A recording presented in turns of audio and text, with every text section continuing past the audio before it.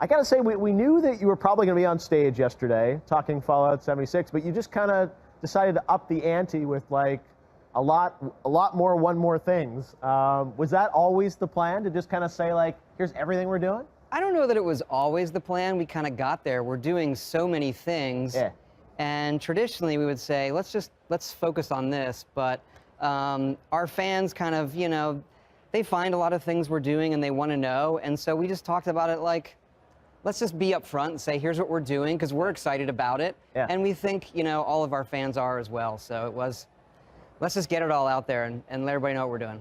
Yeah, well, because I remember it was a couple years ago on this show where you sort of talked about, your longer term philosophy for the studio, and that, you were going to do the Elder Scrolls 6 after this other mystery game that was sort of in between. So I guess we now know what that mystery game is? Yes, it's Starfield, okay. Which is incredibly exciting for us. We've been working on it for a long time. Yeah. And, it's one of those things where even though we're announcing it, there'll be a time, obviously, where we really show it off and dig deep, and that'll be closer to its release. Right, because that's the thing is you announced them, but he said it really was just a logo resolve, and there's not a lot. You said it was, I think it was a next-generation single-player experience is what you're saying about it, right? Yes, yes. Does that mean it's single-player only, it won't have online? Like you're focusing that on just a single-player experience? Its focus is single-player. Whether it has some social connection, I don't know. I don't want to guess right now. Okay. But that's our focus for that game. It's not one of these share world games we get to follow, but it's very much like your next big epic single player. Exactly, yes. Yeah. Amazing. So, I mean, tell me for you and sort of, you look at your time, how you're sort of, you've got 3 studios now in BGS. I mean, where are you focusing your time right now? I tend to, look, first of all, we have a great team. Yeah. And I've worked with a lot of these people.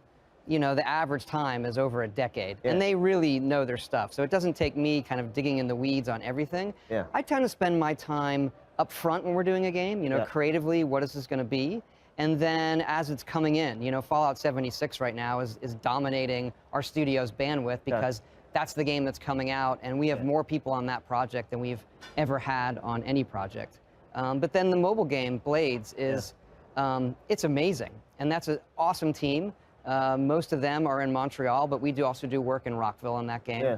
And that's fun to do as well. So for me right now, I'm still a kid in a candy store. I get to look at all of these games and work with all of these amazing people. But is it transitional for you? Because I think for many times your team, you were focused on kind of one project. It was all in 100% on that. And now you've got, feels like 4 or 5 things that are sort of competing for attention. Well, the other thing is, I think it's from the outside. It's viewed one way. We always overlapped. Okay. Oblivion into Fallout 3, into Skyrim, into Fallout 4, and then Fallout Shelter, and doing VR versions. Yeah. And so this is just, it's a larger scale of that, but it's the same, where we'll do pre-production with a smaller amount of people until a game is really there. Right. And then when we enter production, we move the bulk of the studio to that game, but not all of the studio. And then as it's, coming in to get finishing for shipping, that's where our focus is. So would you say, Starfield, Elder Scrolls 6, are they in production now? I would say Elder Scrolls 6 is in pre-production, and Starfield is in production. It's a game we've been making for a while. Well, okay, so you're able to play Starfield now. Oh, yes, absolutely. That's a good way to say it. Starfield is playable. Yeah. Elder Scrolls 6, not in that way yet. Now, when you were on the show a couple of years ago, Elder Scrolls 6, you said that, I think something along the lines, someone reminded me on Twitter last night, that the technology wasn't there yet for the game you wanted to build when you said this thing was 2 years ago on the show. Yes. Is the technology there now? It's getting closer. Okay. What is your vision? I'm sure you don't want to say a lot about it, but what's the type of technology that you were looking to bring to life to be able to make? I don't want to spoil anything yet. I think the teasers that we put out they're kind of A, announcing the game, and B, ones of tone. Yep. How does the game feel? Hints at where it's set for both of them, both Starfield and Elder Scrolls 6. Okay, well, Starfield, we know. Space, I guess, seems like some kind of space something. Elder Scrolls 6, I'm sure the fans have been tearing apart. Even the music, it feels like. There's a little bit of info there, right? It'll have a subtitle at some point. It will at some point. Yeah. Even for us, though, putting that, redoing that music and putting it up there, even we get we get goosebumpy. Yes. Like, we can't wait, to have everybody be able to play this game but that's us too. We want to. I say that kind of creates like it's almost a tone sort of rallying call for the team, I'm sure too, because it's like 1,000%, 1,000%. Like, I mean, such a beautiful image, and again, not much more than that, but you see this. And there's some things there to pick apart, but we'll let our fans do that. I'm sure the rewinds are already happening. All right, well, that's the future. We're really excited that and even for you, this is, I'm sure, the next number of years of your life, thinking of like all these games and all these projects. As you get on, it's kind of, you do it for a long time and you think, well, what are all the games I want to make? Yeah. Well, let's just do it. Life is short. So that's kind of been my attitude lately. Well, let's talk Fallout 76 because that is coming out this year, and you gave an amazing presentation. You're such a master at sort of Thank you. encapsulating all this. I learned from you. Oh, stop, please. Well, it was really special, and I wanted to, a lot of people online had a lot of questions about the game. Just so people know, it's not playable here at E3. So sort of what we saw is what we saw, right? Correct. But a lot of people are kind of wondering now, the fact that you're doing more of this sort of share world experience, and you said, hey, you can play solo, but a lot of people were asking me, it's like, can I play offline?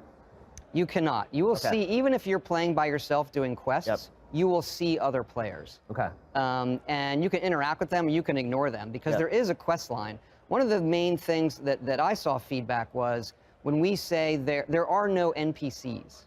Okay, so that's one of the big differences that we really leaned on, which is every character you see is a real person. Yeah. But there are still robots and terminals and holotapes. So if you see a lot of the quests we do in Fallout 4 that are kind of this found world quest thing, we still do all of that. Okay. But then, so if you sort of picture doing those quests, or you watch someone play Fallout 4, it's like that. But then, as opposed to running into a gang of raiders, those are real players. So there's always PvP, like you can never, Well, first of all, I'd say we're still dialing that. Okay. We don't want it to be griefy, but we want to have some drama there. Okay. So there is a way that you can decide to do PvP, and we are currently balancing kind of the incentives for someone who wants to be very aggressive to people and those who want to ignore it. Yeah. And that really comes down to the in-game incentives and then also the social incentives. But I would say we don't want it to be griefy in any way, and we'll dial it in so people can say, look, I don't want to deal with that. So you can pick. It's like I don't want PvP. Well, you want a little bit of a little fear, I guess. We want a little bit of drama there without without them ruining your game. Okay. All right. Fair enough. A lot of people are wondering, VATS obviously in an online environment. How is that going to be accomplished? Still there. Okay, it's real time. So it's real time back. Yeah. Okay. Not slowing time, really? It doesn't slow time. Right, yeah. But it lets you target and pick parts and all of that, but it's in real time. It still works great. Yep. It's different, obviously, because it's real time. Yeah. But the basics of it, which are, well, I'm not that good of a Twitch shooter. Yep. You see some other games. That's a good reference point. I won't even mention it. People will dig into it too much. Right. But you can kind of picture how it works. Like, I'm not as good at lining up someone and getting a headshot, but I've made my character good at VATS. Oh, and now I can do that. Okay. Do you see this as sort of, a game as a service where there's going to be content, there's going to be end-game raids? I mean, is it like, are you treating it like this, where it's sort of going to continue to evolve over time? Absolutely. With this, there's so much in it. That's the other thing. We always do too much stuff. And there's so much in this game that once we find out, here's what the players like, or here's what they're missing and they want, since we've built a system, our plan is to be adding into the game constantly, tweaking it, and have that long-term interaction with all of our fans.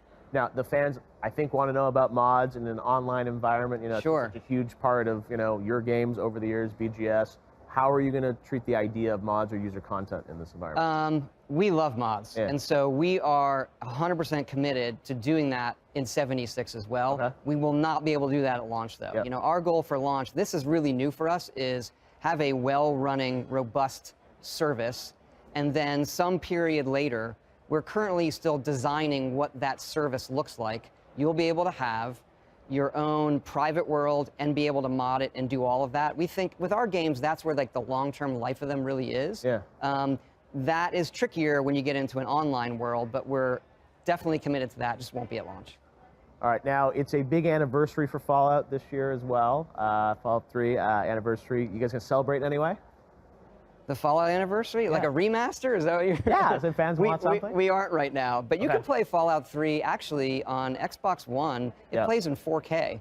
It's amazing. So it's still there. You can still experience it. Exactly, because I was saying people like, love playing your games and playing them again, and as you joked with Skyrim Alexa, which I heard that was your idea. Someone was telling me last night that very much. That was a joke that escalated. But it's so fun, and now it's actually, you can actually get the app on Alexa, someone told me. Someone built that. We didn't say it on stage, but it's actually real. That's insane. Because we wanted people, you'd see the commercial, you laugh, you go, hey, Alexa, play Skyrim, and then, oh shit, this is real. It's a real game. Yeah, no, it's amazing. It was like a joke we all make too, like, well, what would be the funniest place to put Skyrim? And then, like, oh, we should do a commercial. We should do that. And there was, no, we should really do it. No, it is a great piece, and I love that you're sort of, so self-aware about it, because it was, as you said, even though Todd is not on the internet officially on Twitter. Yeah, I was joking before, it's like now that you're making an online game, you've got to come online, but you're reading everything, I feel like. I do read a lot, yeah. I'm on the forums a lot. I'm on Reddit all the time. And it's great. Our fans are really the best. They give us crap for the things we do wrong when we deserve it, and they embrace us when we do great things. Well, what I think is so exciting coming out of yesterday was that BGS, sometimes you guys would go away for a number of years and disappear, and it feels like now so many projects, it's like you guys are going to be more present more often in our lives. We would like to be, even like we go away for those periods, and it's, we do it because we have to, but we don't enjoy that. We'd like to have more things coming out, and these games show that. And that's what was cool, because typically you've gone in this mode of like, we'll announce the game and ship it 6 months later, and now, with some of these, especially new IP, it feels like are you going to be a little more open now about sharing things on these games earlier, like something Starfield? Like, is it going to be like, hey, when we talk about it again, it's going to ship in 6 months? I don't know. I think I still think when you really want to show a game, have it come out as soon as possible. Yeah. What we do in between, I still think is up in the air. This is kind of like new for us to do what we did, so I don't want to promise anything, because I honestly don't know. First New World, 25 years. Yeah. That must be exciting, though, for the whole team, It's incredible. It's incredible. I mean, look, Elder Scrolls and Fallout are just amazing worlds for us to play in. But when you're doing those, you are looking back, like, how do you want to reinterpret, X and Y? And then you go into Starfield and you say, okay, what is the tone of science fiction that we think is unique, that really excites us? What would we want to do in that kind of game? And then, it being us, it's extremely ambitious. And is that an idea you've had for, a decade, or like how? Yeah, absolutely. In your head, and you just wanted to do it? Yeah, and then you talk about it in the studio, and ideas get put on it. It massages itself through lunchtime conversations over a decade, maybe. Wow. And then we filed the trademark 5 years ago. Wow. So that's when we really, that's what our fans have, they see the trademark. Well, that's why people have known that there was something, but always people like, where are they going to announce it? What is it? And I think it's great. You say like, hey, we're making it. We're not saying much about it, but it's like, it's something that, you're obviously playing, thinking about, and we can't wait to see. I think it's great to see that we need people like you and your team building new IPs and pushing our industry forward in that way too. So it's great to see that you guys are signing up for the hard work of not only building a game, but an entire new universe. It's the fun work. It's the best. Todd, I got to say, it was an amazing moment last night. I didn't even know you were going to drop that much yesterday. I saw you at the hotel. I'm like, it's going to be a big day. And it's like Xbox stage, so much stuff at Bethesda. I told you, I said, I'll be up there for a while. Like, get comfortable. No, but it was, I remember, I think it was Fallout 4. It was like, it was like a 37-minute presentation that you did a couple years ago. And that was amazing. And to come back with this and not just talk about 76, but all those other projects was incredible. So thank you so much for a lot of work by the whole team. Yeah, no, you have an amazing team, 3 studios. 3 cities, and we'll look forward to playing Fallout 76 November, right? It is. And beta sometime before that, right? Yeah, we're still figuring out the exact timing, but it'll be before that, obviously. Awesome. All right, well, a big year and a big couple years, I guess, ahead. Yep. Todd Howard. All right, thank you so much for joining us, Todd. Thanks for having me. Great seeing you again. We'll see you again soon. All right.